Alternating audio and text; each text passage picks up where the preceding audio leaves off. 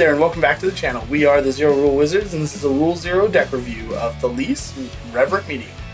Today we're joined by my lovely wife and resident aristocrat player here on the channel, Carissa. So, Carissa, tell us a little bit about the commander that we're reviewing today. Thalisse Reverent Medium is a 3/4 human cleric that costs 3, 1 white, and 1 black. She says at the beginning of each end step, create X 1/1 white spirit creature tokens with flying, where X is the number of tokens you created this turn. So lots of token generation. Yes. Okay, so what is Thalisse trying to do? What's the overall strategy? She wants to build as many tokens as possible, and then it's an aristocrat strategy after that. Which means? She just basically, or I just sack creatures to get value, or to drain my opponents, or both, and it's pretty great. Oh, cool. So what are some of the key cards in the deck? What are things that people should be on the lookout for, or things that you personally like, pet cards and whatnot that just really help the strategy come together? So I'm going to start off with value. My favorite value cards are Smothering Tithe. Smothering Tithe is really great because it creates a treasure token, which is already pretty great. But then that treasure token gets turned into a spirit token, which builds tokens, and then you can sack them, and it's amazing, and it's great. So Smothering Tithe is pretty amazing. Yawgmoth Thran Physician is also pretty good because it's a sack outlet. And even though you have to pay a life for it, it really doesn't matter that much because Thalisse I feel like Thalisse, without meaning to, ended up having a sub-strategy of life gain. And again... Just because of the drain effects. Yes. So because you're gaining a lot of life, the payment of life doesn't really... It sort of balances out? Yep, that's right. Gotcha. Mm-hmm. But I really like using Yawgmoth to kind of clear the board of any troublesome creatures that I'm not able to get rid of, or... Oh, because of the -1/-1 counters? Yes. Wow. So you're able to use like Yawgmoth to the fullest. Mm-hmm. And then you can draw cards. And then you get to draw cards. Wow. Yep. And he's pretty great with combat tricks too, because then if someone's going to swing at you with something, and for whatever reason you don't want to just block with 1 token, you can, or even like with trample creatures are great because if you have enough creatures, which Thalisse has had, I feel like there's been 1 or 2 situations where Thalisse has been able to take down a pretty good trample creature with Yawgmoth. And that was fun to do during combat. Oh, so you sack the creatures during combat and just -1/-1 the trample creature until it's dead before it has a chance to attack through. Mm-hmm. I imagine combat decks have a hard time dealing with your board state. Is that right? You know what? I wouldn't know. Oh, wouldn't you? I wouldn't know. I'm too busy just trying to build my board and mind my own business. Do you ever feel like maybe you fly under the radar a little too often? Probably. I've been told that happens a lot. Have you? I've been told. Okay, so what are some other key strategies, key cards that you really like in the deck? Pitiless Plunderer is another one. It's a 1/4 human pirate, 3 and a black. And it says whenever another creature you control dies, create a colorless treasure artifact token. I'm sure with aristocrat strategy, you can understand why that would be pretty valuable because anytime I sack a creature or a creature dies, just like if I want to block it from combat, then I get a treasure token, which then at the end step turns into another creature.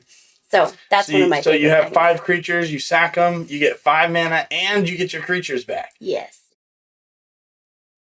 And then Ruthless Knave is another one that I enjoy. He is a 3/2 orc pirate, 2 and a black. And he says, 2 and a black, sacrifice a creature, create 2 colorless treasure artifact tokens. And then he also says, sacrifice 3 treasures and draw a card. So he's also pretty great. It's the extra mana for it doesn't really affect it too much because you get 2 treasure tokens. So if I really wanted to get a lot more creatures on my board, then I can just use the tokens that I make from his ability and then spend 1 mana, and then I can just end up creating, if I do it 3 or 4 times in one turn, then I would make 6 to 8 tokens, which then at the end step would turn to 6 to 8 spirit creature tokens. Oh yes, because it doesn't necessarily, Thalisse doesn't count the tokens that are still on the board. It just counts how many tokens you've made. Yes. Period. Yes. So even if you've made treasure tokens or clue tokens or food tokens and you use them, then it just keeps counting. That's absolutely insane. That sounds really that sounds underrated, to be honest. I don't feel like I've ever maybe, but I'm okay with that. I don't feel like I've ever heard of a Thalisse deck before, but it sounds like that's overlooked a little bit. Do you have more cards that you really like? Spawning Pit is another one of my favorites. I tend to go for it whenever I get the chance to tutor. It's an artifact. Sacrifice a creature, put a charge counter on Spawning Pit, and then for 1, remove 2 charge counters from Spawning Pit and put a 2/2 spawn artifact creature token into play. So for 1 mana, I can make another token. I find that it is really, really great in finishing off the game. So like if I have 20 creatures and I go and sack them, I can sack them to Spawning Pit, which will put 20 charge counters on it, and then I can make 10 more tokens off of Spawning Pit. And then at my end step, I get another 10 tokens. So it's really, really great at finishing off the game. Spawning Pit is probably one of my favorite cards in this deck. Another card that I haven't really had the chance to test out too much, but I feel like would be really, really great. Like you like it in theory? Gotcha. Is Master of Ceremonies. He's a 3/4 Rhino Druid, 3 and a white. And he says, at the beginning of your upkeep, each opponent chooses money, friends, or secrets. For each player who chooses money, you and that player each create a treasure token. For each player who chose friends, you and that player each create a 1/1 green and white citizen creature token. And for each player who chose secrets, you and that player each draw a card. So already 2 out of the 3 options, I get to make tokens, which... And the other option is you get to draw cards, which probably isn't too terrible in white. Yep. So that's another one that I feel like has some really good value. So, do you have other pet cards, other things that stand out? I mean, this deck seems to have a lot of like real key cards, like a lot of threatening pieces that just kind of show up and do their work. So, do you have any other real big threats that you really like to show out on the board? I wouldn't say that Thalisse necessarily has a lot of big threat cards. I mean, I have Anointed Procession. And I think I have a... Oh, I'm sure we all know Anointed Procession. And then I have 2 Teysa cards. I have Teysa Karlov, which is really great because then if I have just 2 of the Drain Effect cards, then I mean that's double the damage, double the fun. And then I have the Teysa Orzhov Scion. She says sacrifice 3 white creatures, exile target creature. Whenever another black creature you control dies, create a 1/1 white spirit creature token with flying. So I wouldn't say necessarily that Thalisse has a lot of big cards to be wary of. It's the little cards that all end up building up. I mean, you could argue that Spawning Pit is a big card, but I mean, when it's just out there, no one really thinks about it. It's always the little guy, you never. That's what this deck is. That's why it's one of my favorite deck is because it's just made up of a bunch of little guys. Yeah. And if someone goes through and they destroy it, then something else comes back, and it's okay. It's all good. Doesn't matter. How well would you say? This is a question I have that just kind of came to me. How well would you say you handle board wipes? Because a lot of token decks don't handle board wipes very well. But it sounds like Thalisse is so resilient in her ability to sort of manufacture these tokens that I wonder if board wipes really affect you all that often. Typically, I mean, I'm sure there's games where it affects you more than other games, but generally speaking, like how would you say that your deck handles situations where somebody's trying to wipe the board to get rid of all of your tokens? So that's another great thing about my deck, because if someone were to do that, then guess what I do? I just go and sack all my tokens and all my creatures, and I end up bringing everybody down 10 to 20 life, and it's fine. It's great. Or you have a blood artist, right? And you target the player with the board wipe and just kill them before they can resolve their board wipe? Exactly. Oh my gosh. But this just sounds impossible. Even then, though, I do think that she doesn't have too hard of a time getting creatures. If all of my favorite cards that I've mentioned so far are on the board, then it might be a little bit more difficult because those cards are just so valuable. Smothering Tithe is just so valuable, and if it was gone, I mean, if you think about it, I'm making, if no one pays for Smothering Tithe, I am making 1 creature token a turn. And then if I have something like Anointed Procession, then I'm making 2 creature tokens a turn and 2 treasure tokens a turn, or each player's turn. And I imagine with something like, do you have Academy Manufacturer? I do have Academy Manufacturer. Yeah, so Academy Manufacturer combined with Smothering Tide, that's what, 3 tokens a turn? Now, I haven't had the chance to really try it out because I think there was one time that I played it and then it got destroyed pretty quickly because people caught on. But well, yeah, I mean that's definitely a token card. Yes. That's a really good card. So yes. You asked me about other cards that were really good, and I wanted to point out Corpse Knight. Corpse Knight is one of those little guys that really, when he's just on there, it's not really that big of a deal. But he says he's a 2/2 zombie knight, 1 white, 1 black. And he says whenever another creature enters the battlefield under your control, each opponent loses a life. So that one I feel like has come in clutch multiple times. Because it doesn't necessarily require a sack outlet. You can just make a bunch of tokens. Exactly. And then it starts dealing damage. That's interesting because a lot of aristocrat decks really, really heavily emphasize the sacrifice side. But that's kind of, taking it in another direction just in case. Like that kind of allows you to pivot into a different strategy altogether of just kind of going wide. So that's really cool. I like that. That's super interesting. Another thing that I like about Thalisse is its ability to go wide. I really like going wide. Yeah. Do you just like have massive turns where you just swing out all your tokens at somebody just because they looked at you funny? No. I don't think I've ever done that. Just because if I were to do that, then I would be left completely wide open, and I don't like that feeling. Oh, but you can't just sack all your tapped tokens to kill the next player? But then my board would be completely wiped. That's true, I guess. Yes. But anyways, that sounds like something maybe you can give it a try on the next time you play it. We'll see. We'll see. I also have, Adeline Resplendent Cathar is a 1 white human knight whose power is dependent on the number of creatures I control. So already that right there is pretty great to have a card that has a really, really, really, really big attack number. But she says, whenever you attack, for each opponent, create a 1/1 white human creature token that's tapped and attacking that player or a planeswalker they control. Adeline has been so much fun to play because you don't even have to swing with Adeline. You could swing with a 1/1 flying token that's just going to get sacked anyways, and then I end up getting, depending on how many players there are, at least 2 tokens just in that one turn. So Adeline's pretty fun. But at the ceiling of that is you get 6 tokens right at the end of that turn because you have the 3 from Adeline. And then you get 3 more from Thalisse. So I meant that's 2 crazy. in combat, and then the end step it would be 2 more, so it would bring it to a 4 total at least. But yeah, Adeline's pretty fun, and she has vigilance, and I don't know, it's fun.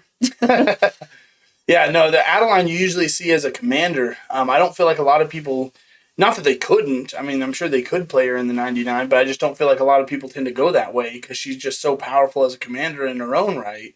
But in this deck, it's almost even more busted because at the end of your turn, rather than be a, at minimum, let's say Adeline's the only creature on the board with Thalisse, right? At minimum, rather than be a 5/4 at the end of your turn, she's automatically going to be an 8/4. And then she'll go up to 14, I think, power the next go around. So that's insane. Like that's just exponential growth on her part, not to mention the massive board state that you get. So you probably have a lot of these token generators that generate tokens very quickly, rather than just 1 token a turn. I mean, when you read something like Thalisse's ability, you're typically, like, for somebody who doesn't play it a lot, I'm thinking like, oh, you're going to get like 1, maybe 2 tokens a turn. But it sounds like you've built a deck that is just able to get you massive amounts of tokens on every end step. I mean, I've tried. I've tried. Sometimes I feel like it's a bit of a struggle, but for the most part, it's done pretty good. Is there anything that you would say is like a weakness of the deck? Like, does the deck struggle with any kind of It takes a while to get it started. It's not a deck that can just turn one or two, all the pieces are in play, and now I can start getting tokens, draining life. It takes a minute to build. So I would say maybe around between turn 4 to 6 is when I start getting the ball rolling. Turn 4 to 6 is still pretty good considering the average turn of a typical commander game is around turn 10. So turn 4 to 6 is still pretty good. That's pretty powerful.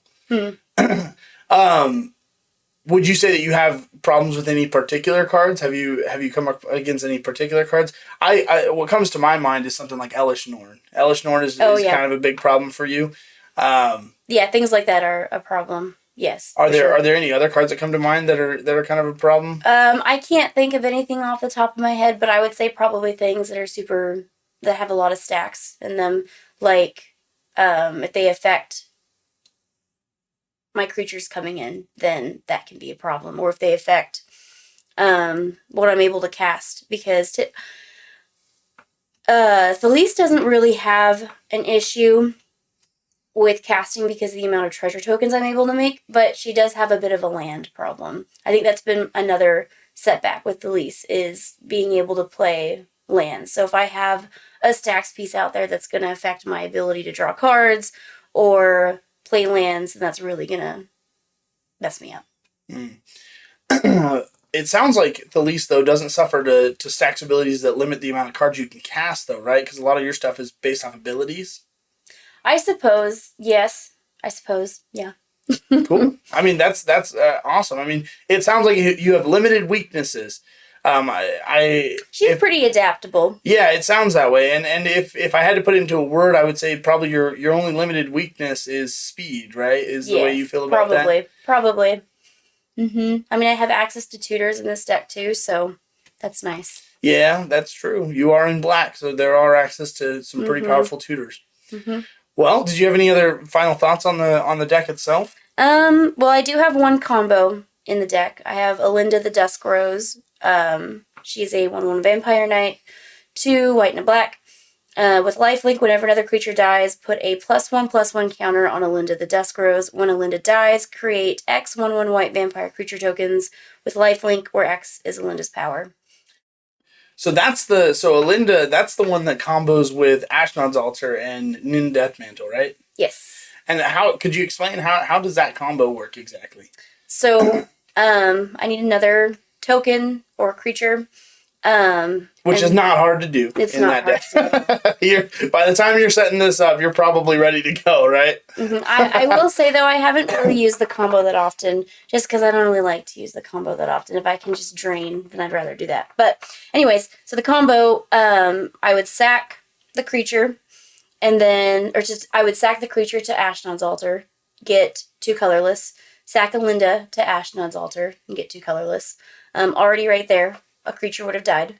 So Alinda would have gotten a 1/1 counter, and when she died, she would have gotten one vampire creature. 2, right? Because it's equal to her power, so the +1 makes her a 2/2. True. Yeah. So she makes 2 vampires, and then what does Nin Deathmantle do at that point?